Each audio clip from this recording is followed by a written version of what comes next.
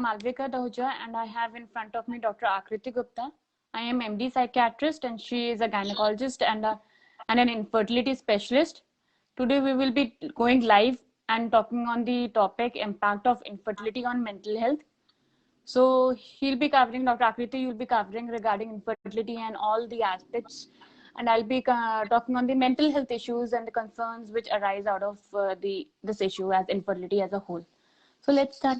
Okay, Dr. Akriti, all over to you. पहले we mostly talk about what exactly infertility. तो basically infertility को हम कब कहते हैं कि एक couple infertile है. Usually अगर एक couple 1 year तक try कर रहा है naturally and they are trying every month या मतलब alternate month for that matter, और 1 year तक try करने के बाद if they don't conceive, don't get pregnant, तो we call that couple to be infertile. But अगर lady की जो age है वो 35 years से ज़्यादा है तो इस ड्यूरेशन को 6 मंथ्स कर दिया जाता है. तो इन केस अगर 6 मंथ्स में एक 35 इयर्स की लेडी जो कि 1 ईयर ऑफ मैरिज से ट्राई कर रही है और उसको प्रेगनेंसी नहीं हो रही, नॉट 1 ईयर देन 6 मंथ्स, तो उसको हम इनफर्टाइल कपल कह के अंदर शामिल करेंगे. So we consider age of the lady to be more important. वो ज़्यादा इम्पॉर्टेंट मानी जाती है और इसीलिए उसके बेसिस पे हम एक इनफर्टिलिटी की डेफिनेशन देते हैं. राइट. तो this is what is infertility. तो आज जो हमने बात करनी है वो इस इम्पैक्ट पे है कि किस हद तक इनफर्टिलिटी जो है मेंटल स्टेटस को अफेक्ट करती है कपल्स की. तो पहले तो I think the causes I guess जो हम एक टॉपिक पे डिस्कस करेंगे that is late marriage. Late marriage है वो ऐसा एक कारण है जिसके कारण इश्यूज आ रहे से आगे जाके उनको मतलब साइकोलॉजिकल स्ट्रेस हो रहा है फॉर गेटिंग प्रेग्नेंट. सो आपको what do you think according to you, मतलब लेट मैरिजेस में ऐसा क्या है कि what could be the reasons, like according to you? Maybe many patients would be coming to you also. Patients come to me, couples come to me कि late marriages क्यों हुई, कि we were trying to find a right match, we had to complete our education, we needed to be employed, we need financial security, they were more career oriented than just marrying early. And people like us doing graduation and post graduation and being in medical field, it takes long time for us to complete all that and then get married. ये सब बहुत सारे reasons हमारे पास रहे हैं इस time पे जितने भी all together. People had come कि maybe this is why we married late and then now we have issues regarding infertility and now we are coping with the stress of infertility. So now what do we do? Yeah, correct. And even patients, they have this concept of like many people in the IT sector or those for that matter, even in the civil services, many people they aspire for. I mean, I'm just categorizing two or three professions. Even entertainment industry, if you see, so they are postponing their marriages because of years. So it's not just the medical profession; like it is almost everywhere now, whether it is any sector, fashion or entertainment or then the concept of body structure, body disfiguration, when they've married then they'll have pregnancy, all those issues have also come. Even your physical appearance, that is also creating a problem for like girls and boys. So वो भी किसी हद तक जो है late marriage factor है late marriage का. Definitely है, and that is something which is there in the society deep rooted, which is there for generations altogether, right? And so अगर हम बात करें नेक्स्ट चीज़ की कि मतलब अगर जैसे इनफर्टाइल कपल बड़ी बार मेरे पास आते हैं, majority times obviously there is a stress in there since they are knowing कि उनको प्रेगनेंसी नहीं हो पा रही, तो वो मेरे पास आ रहे हैं एंड कंसल्टेशन सीख करने के लिए. So telling them that they are infertile. So now we have a term called as subfertility. इसके लिए. So that infertile sounds very bad. और a stigmatizing word. Yeah, exactly. एक वो कर जाता है और पेशेंट को मतलब एक धक्का लगता है या एक कह लो एक्सेप्ट नहीं कर पाते, और वो भी उनको एक स्ट्रेस फैक्टर आ जाता है एडिशनल की लाइक यू नो ये एक एक्स्ट्रा चीज आ गई है उनकी लाइफ में. So we have labeled it now newer terms which are coming for telling that patient is infertile, or so we don't tell infertile, हम subfertility कहते हैं. So subfertility is a quite better term to quote to a patient rather than infertility. और कुछ लोग infertility को sterility के साथ भी कंफ्यूज करते हैं, राइट, कि they can't reproduce at all, right, so वो भी एक कौन चीज है जो कि उनके मेंटल स्टेटस पे क्वाइट इम्पैक्ट डालती है. So this is a point of view which I have seen in patients. So मतलब I see that it is better we call them subfertile rather true, than infertile couples. infertile, हाँ, so this is one more thing which I think we should change the way we tell the patients. right. मेरे को जैसे एक और चीज आपसे मतलब what do you think in your opinion, जैसे patients आते हैं हमारे पास, what exactly like we counsel in our behalf, so Right. what would be the ideal time for a subfertile couple, not we have not Infertile. like any these physical factors or psychological factors, we'll discuss that, but Right. अगर हमने वो नहीं diagnose किए हैं, just for counseling if we want Right. to send, so what do you think, what ज्यादा role का मतलब एक काउंसलर का आता है, या मतलब there is a psychotherapy involved, या मतलब we should send them to a psychiatrist, because these three levels are different, and telling a patient that she needs or he needs to go or they need to meet a psychiatrist might cause some hindrance for them Right. to go. वो मतलब डरेंगे या वो हिचकिचाएंगे, hesitate करेंगे और नहीं जाएंगे. So मतलब how do you think as a doctor हमको उनको क्या बोलना चाहिए, मतलब 100% काउंसलिंग तो हमारी साइड से नहीं हो पाती है, Right. क्योंकि मेंटल स्टेटस की है. So what do you suggest? See, जब आप स्क्रीन करने लगते हैं and you assess कि हाँ कुछ चीजें factors हैं जो stress से related the couple is not able to cope with, and at that time of this when you have that threshold that you are not labeling the person, you still have sub fertility in you, that sub infertility, where you can actually go ahead and you still have to break that news to them that ki, this is, we have three roles. Like if you like we can always have a discussion amongst us ki this couple is facing such problems. Depends on the type of referral you need to, whether you want us to let them know about the diagnosis and the prognosis as such, and in a way that they do not feel stigmatized or they don't feel despondent, or they don't have that aversive reaction to this problem of theirs. That can be counseled by the counselors as such. But when you send the patients to us, screening में आता है कि anxiety है, depressive features हैं, उस stage पे जब आप एज अ ड्रग प्रिस्क्राइबर अगर हम एज अ साइकियाट्रिस्ट को भेजते हैं, तो then also we have to choose our drugs very wisely, कि कोई भी ऐसी ड्रग हम ना कर रहे हैं, दें बेनिफिट रिस्क देखें कि उसकी इनफर्टिलिटी को और वर्सन ना करे हमारी कोई भी दवाई उस पेशेंट को या उस कपल में जिसमें भी अग्रीव्ड पर्सन है. और उसके साथ साथ ही we can always see the deep rooted cause, कि वो कॉजेज क्या एंजाइटी, डिप्रेशन या साइकेट्रिक कोमॉर्बिडिटीज या मेडिसिन की वजह से इनफर्टिलिटी हो रही है, which is main very important cause of psychological causes of infertility. कोई फिजिकल कॉजेज आपने जो पैरामीटर्स रूल आउट कर लिए, उसके अलावा कोई साइकोलॉजिकल कॉजेज तो नहीं है इनफर्टिलिटी के. Things like vaginismus, things like tubal spasms, ovulation avoidance of intercourse, या फिर deliberately trying to avert out the sperms at during that time. Yeah, there is decreased sexual performance, any anxiety in the sexual performance of the couple, or they have decreased libido. At that time when you refer the patient to us, at that time हम उनके drugs के अलावा कि कोई चीज उनकी version ना कर दे इनफर्टिलिटी, ये सब भी देखते हैं कि ये क्या कॉजेज हैं, किस वजह से इनफर्टिलिटी से रिलेटेड इश्यूज आए हैं. क्या वो सब्सटेंस अब्यूज है इन दी मेल पार्टनर है, या क्या वो इंटरपर्सनल कॉन्फ्लिक्ट्स है, मैरिटल कॉन्फ्लिक्ट्स हैं, क्या एनवायरमेंटली ऐसे कुछ इश्यूज हैं उनके घर में कि that couple is not able to open up with each other. So I mean, at each step, from the diagnosis to the whole procedure of your infertility, the person can be referred to us, and depends on the situation, we can help the person out.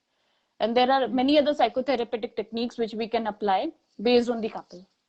Okay, so मतलब counseling जो है, counselor and psychotherapy and even a psychiatric, if these all three they can be done by a single person also. Right. As a psychiatrist is trained to psychoeducate, give the knowledge about the illness to the the subject in concern, in our case the couple in concern, what are you facing through and what are the implications of this in mental health conditions, and these are the concerns you already have. So we always have option to go for drug prescription, and along with that psychotherapy. We can go both hand in hand in that setting. And where is the role of counseling? Counseling will be again in hand in with that. See, counseling would be more of giving them the idea of the prognosis of the illness, of the infertility per se as gynecological aspect, and educating them that it is not a stigmatizing thing. Then they can actually open up in initial few sessions. They can actually open up with us regarding their issues. That comprises of the whole starting building up of their rapport, confidence, and then we can go ahead. Right. Okay. So you talked about, आपने बात की थी psychological और physical factors जो कि सब fertility cause कर सकते हैं couples में. So there are such factors because बहुत बार हम मिस कर सकते हैं. तो पेशेंट्स को जब भी हम उनकी हिस्ट्री लेते हैं तो we usually we ask about their sexual habits. Many people are not comfortable. बहुत लोग comfortable नहीं होते बात करते हुए, because you know the Indian scenario, many people come with their families. There are either mothers या उनके father, mother-in-laws, and maybe so they might not be comfortable enough अपनी sexual history expose करने के लिए. But I think a lot of things उसी में भी rely करता है क्योंकि physical factor, because recently एक patient था जो मतलब last 4 years से subfertility face कर रहे थे, and basically उनको sexual contact में ही problem थी. और वो रिवील नहीं कर पाए हैं किसी को, and when they have come to me they are telling that we were not able to talk to the doctor, हम बात नहीं कर पाए, हमें ठीक नहीं लग रहा था, and then they opened up and they were suffering from, one was suffering from vaginismus, और दूसरी जो उनके husband थे he was suffering from erectile dysfunction. तो मतलब he was telling that he has a fear of that he will fail. तो ये psychological जो उसकी एक इम्पैक्ट कि एक एंजाइटी है टू परफॉर्म. एग्जैक्टली, या that is performance anxiety कि he won't be able to perform well. So they have not had an intercourse in proper 4 years. तो मतलब that was the and reason. how do we, I mean then in proper definition wise वो उस domain में ही नहीं आते हैं सब fertility के. हाँ एग्जैक्टली, वो आते ही नहीं है बेसिकली. तो वो बेसिकली उनका कॉन्टैक्ट की हिस्ट्री ही नहीं है, तो वो कैसे उस कैटेगरी में आएंगे. What their family is pressurizing that with this test कराइए, ये कराइए. So we have to actually take the psychological aspect. That's what जो आपने बोला उस टाइम की it is not just the causes of basic infertility या subfertility जो कि female या male में हो सकते हैं. बड़ी बार psychological issues होते हैं, anxiety issues होते हैं, बड़ी बार depression issues होते हैं. They feel depressed, they're not concerned. So it is both the things and it is two way. We have to rule out factors as well, और इन factors को डायग्नोज करके उनकी साइकोथेरेपी बहुत ज्यादा ही रोल इम्पोर्टेंट प्ले करती है. तो in fact that's what I was like कि वो तो किसी भी स्टेट में जब आपको अलार्मिंग साइंस दिखने लगे वो तभी आप रेफर कर सकते हैं. there is no time, there is no ideal time to do so. It should go hand in hand. मैंने उनको रेफर इसीलिए किया था बिकॉज जितने एक अच्छे से एक काउंसलर या साइकोथेरेपिस्ट समझा सकता है, मैंने उनको बेसिक चीज समझा दी कि ये चीज की प्रॉब्लम है, आप सब फर्टाइल नहीं हैं. तो आगे उनको विश्वास दिलाना कि that anxiety should not be there while they are performing, और that counseling the lady about vaginismus and telling that nothing would happen. वो थोड़ा बहुत बार repeated तौर से she need to go to sessions and he also need to go to sessions. Exactly. Because these things are correctable. मतलब without drugs कभी कभी drugs की जरूरत भी पड़ सकती है. Right. But majority time it helps with psychotherapy or even with and counseling. with basic things like deep breathing and progressive muscle relaxation. Things like this have been very useful. बहुत useful रही हैं. हमने कुछ couples को उनकी lifestyle management पे ही जब शुरू किया या आप क्या मतलब for example if she has vaginismus and for that lady according to you how do you manage her, like in case of patient of vaginismus case come, I mean a lady with vaginismus comes to me, हम उसकी detail history लेंगे कि what that from where that fear emerged from. वो fear आया कहाँ से है. अच्छा, maybe that is मतलब कुछ कहीं से आया होगा. I mean intercourse का, yeah, she is not experienced, उसने पढ़ा नहीं है, एक स्ट्रेंजर है। अब Okay. Things like arrange marriage में बहुत बार होता है कि a person is a stranger और एकदम Yes, yes, yes. फर्स्ट हाँ उनका जी, जब हाँ जी. कोहैबिटेशन का एक्सपीरियंस ही होता है, उसमें वजाइनिस्मस होता है, या there had been a past bad experience of theirs, Okay. they've had gone through harsh sexual abuse or things like that. So Okay, okay. So you generally need to take such history people out. also, I mean those kind of private histories from childbirth as well. Okay. तो अच्छा, अच्छा. उससे Okay. बहुत कुछ clue मिलता है कि वजाइनिस्मस क्यों हो रहा है, कि उसका Okay. क्या basic reason, deep ingrained reason हो सकता है किसी भी इंसान के साइकोलॉजिकली दिमाग में. Okay. Then Correct. we always have relaxation techniques, deep breathing, progressive muscle relaxation for such females. They can practice that और उनको बहुत फायदा मिलता है इसमें. और उससे भी पहले interpersonal relationship with the couple, वो सबसे ज्यादा important I guess. Sexual knowledge, sexual history से कहीं ज्यादा इंटरपर्सनल हार्मनी ज्यादा हम देखते हैं, rather than directly jumping on to the sexual history और सेक्सुअल हैबिट्स. जब तक they know each other, they are comfortable with each other, only then they can go for it. And then many couples feel कि हमको, because we need to conceive, and only then they try, and they do not enjoy each other on a sexual context, rather than they have this pressure under Okay. pressure from the family that we have to perform, and this needs to be Okay. turned into a pregnancy. तो वो vaginismus को और बढ़ा देता है at Okay. times. ऐसे भी patients आई हैं मेरे पास. जी. Okay. And what about मतलब males में, if we have a common thing called, Right. which is erectile dysfunction, Dysfunction, or performance premature anxiety. right, हाँ, premature premature ejaculation. So how do ejaculation. you manage these patients? Like क्या patient, मतलब how do you communicate with them? What do you tell them besides the medicines which are Right. secondary? Right. What about the first part? इनको कैसे आप करते हैं? इनका भी starting में the relationship with the female, है ना, after with the normal romantic relationship going on to slowly going ahead with the sexual intercourse. Not ऐसे नहीं कि आपको प्रेशर है, आपको प्रेगनेंसी चाहिए, सो आप इस चीज को उस तरह एक नॉर्म की तरह लें. एक फीमेल को आप अप्रोच कर रहे हैं, अपनी वाइफ को अप्रोच कर रहे हैं, इट इज अ procedure कि आप धीरे धीरे धीरे you approach your female partner, and then slowly you make her relaxed. Then only then you can actually go for it, go for the main act.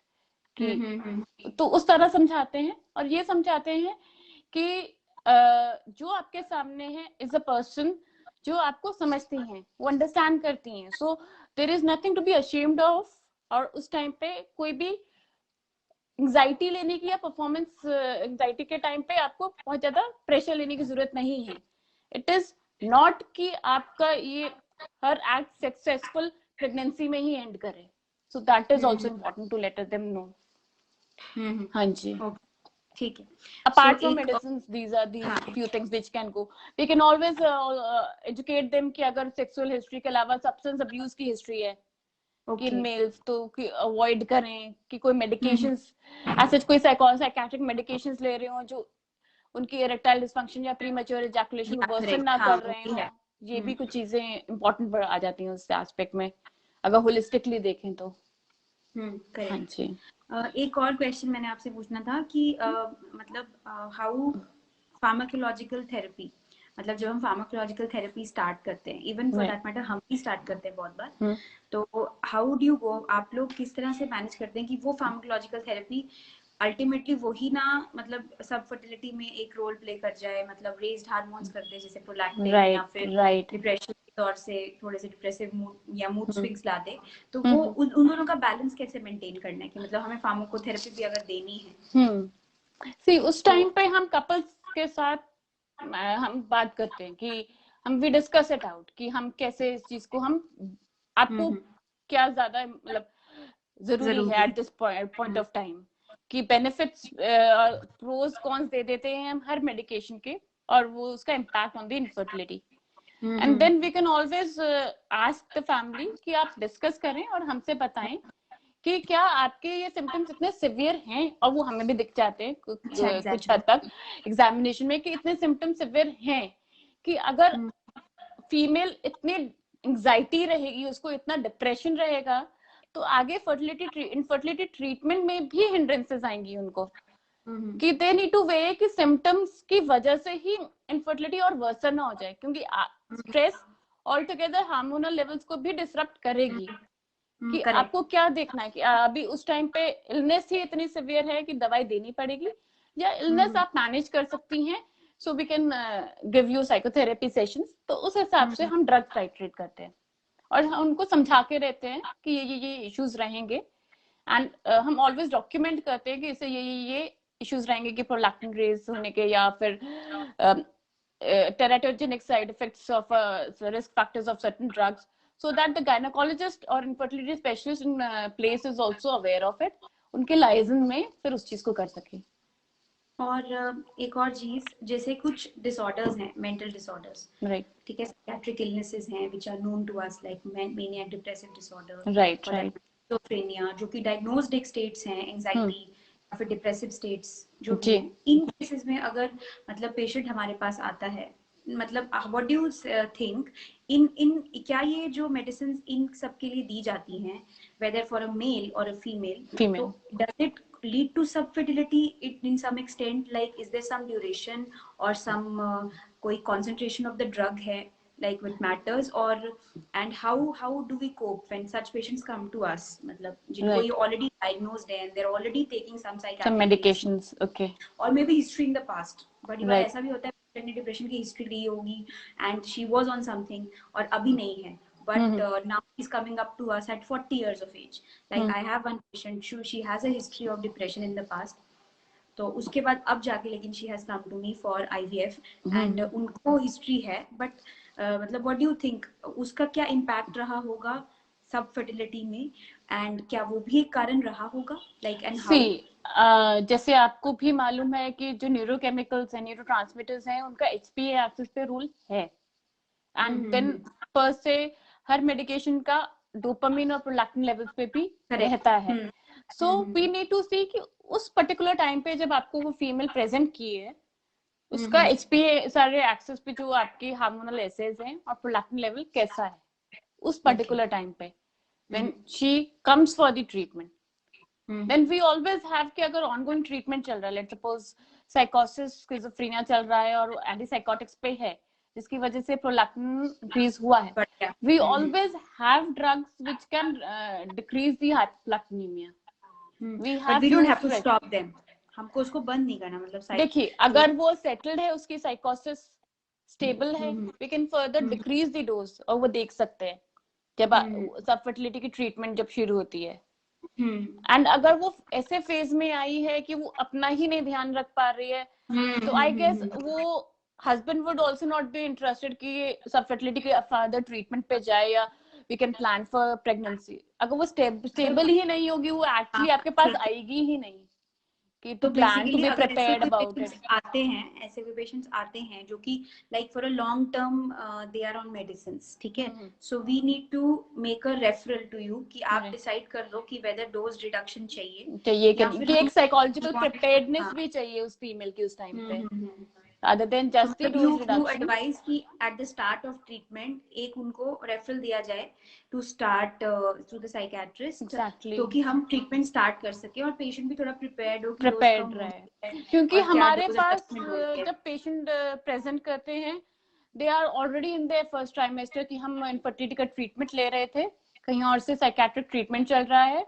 अब the drug I have got to know कि drug की teratogenic और harmful risks हैं मेरे बच्चे में, तो now what do I go about, और फिर वही बॉल दोबारा रोल आउट हो जाती है for level 1 and level 2 scans by the gynaecologist just to be very cautious. तो अगर इसी स्टेट पे अगर हमारे पास फीमेल्स आने लगे और इस लाइसेंस से, तो we can give better outputs for the patients. मतलब इट इज समवॉट कि एक प्रीनेटल काउंसलिंग जैसे कि जैसे हमारे पास पेशेंट आता है प्रीनेटल काउंसलिंग के लिए, अगर हमें लगता है कि कुछ ऐसे इश्यूज हैं which are going to carry on और व्हिच आर गोइंग, या आपको स्टार्टिंग में ही कुछ मिल गए हैं रीजंस की, या मेडिकेशंस दिख गई हैं साइकियाट्री की, या आपको कपल से बात करके ही कुछ चीजें ऐसे दिख गई हैं कि एक साइकेट्रिक रेफरल प्रीनेटली हो जाना चाहिए, तो वो भी एक इनिशियल इनिशिएटिव अच्छा रहता है कि then you can have a further long run में आपको भी पेशेंट कपल कोऑपरेट कर पाते हैं अच्छे से। हाँ ठीक है। और मुझे एक और चीज आपसे पूछनी थी, like is there any role of giving folic acid to these patients who are on psychiatric medicines? Right. हाँ जी, कहा जाता है कि जब हम मेडिकेशंस जैसे कि जो मूड स्टेबलाइजर या जैसे कहते हैं एंटी एपिलेप्टिक ड्रग्स भी होते हैं, वो उसमें न्यूरल ट्यूब साइड इफेक्ट्स रहते हैं, तो इट इज रिकमेंडेड हमेशा उनके साथ फोलिक एसिड सप्लीमेंट में दिया जाए। बट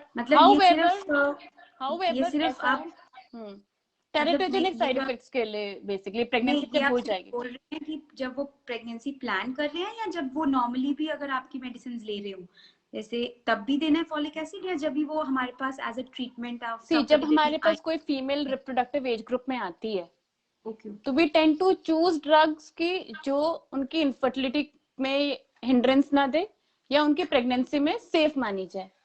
अच्छा, तो it is always a good practice कि हम स्टार्टिंग से ही फोलिक एसिड दें, ये ना कि जब वो एक्सपोज्ड हो, उसका फीटस या उसका बच्चा एक्सपोज्ड हो फर्स्ट ट्राइमेस्टर में उस सब टेराटोजन से। सो दैट्स व्हाई वो हम शुरू से ही करते हैं, but the basic idea is कि टेराटोजेनेसिटी अवॉइड करनी होती है। Okay. And one more question, like if like maniac depressive, I had one patient जिनको maniac depressive psychosis था and वो treatment ले रहे थे last 14 years से। उनके family में actually history थी, उनकी maternal family में that aunts and uncles and even mother was suffering from that. And previously in life he was not having any such history like before marriage. And now he came up to me as infertile, मतलब subfertility, wife को भी थी and she was also suffering from depression. तो she used to take she used to take वो मतलब medicines लेते थे for sleep, benzodiazepine ले रहे थे and मैंने उनका रेफर कराया तो the dose was continued as to be same, though I definitely added folic acid, तो अब वो folic acid तो ले रही बट क्या ऐसा होता है कि कुछ डिसऑर्डर्स हैं जिसके लिए हमें प्रीनेटली पेशेंट को बताना पड़ेगा कि these can be carried to their children, like that male had a history कि उनकी फैमिली में थी, तो क्या this can be some basis of a prenatal counselling to the couple? Exactly इसमें एज सच इनफर्टिलिटी में नहीं आता है या प्रीनेटल काउंसलिंग कि मेरे पास पेशेंट्स आते हैं कि इसके दादा को था, इसके पापा को था, अब इसके लिए कुछ करें क्या।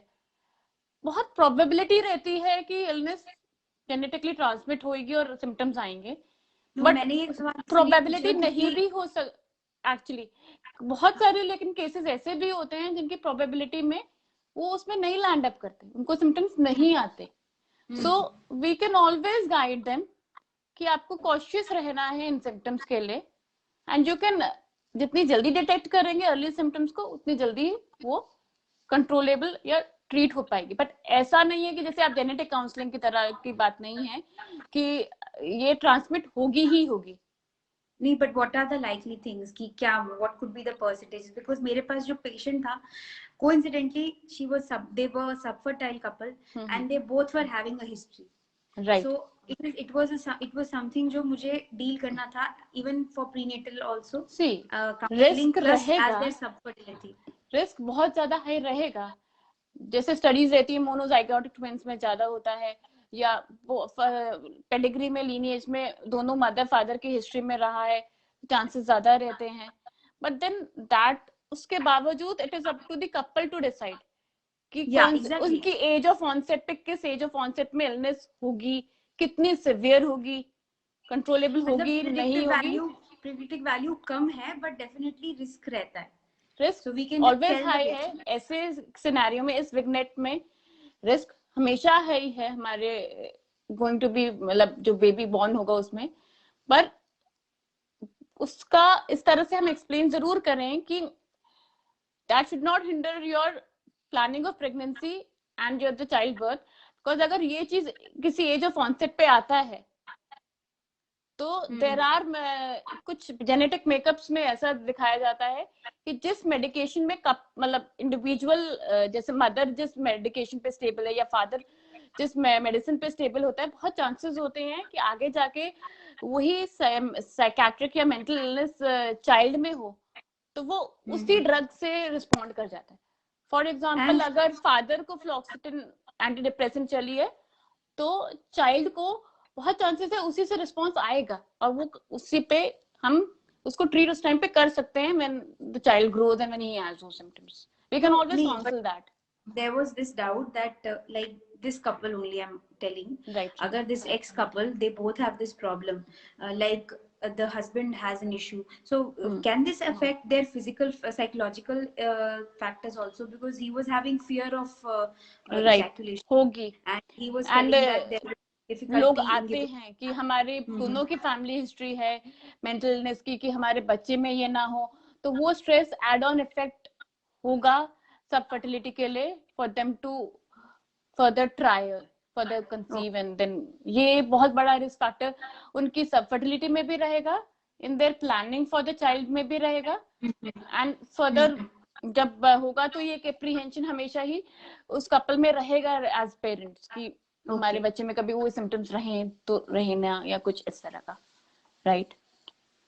ठीक है. आई थिंक मेरे क्वेश्चंस तो काफी हो गए आपकी साइड से. Anything you want me to tell you? Right. I think हमने जब बात की सब फर्टिलिटी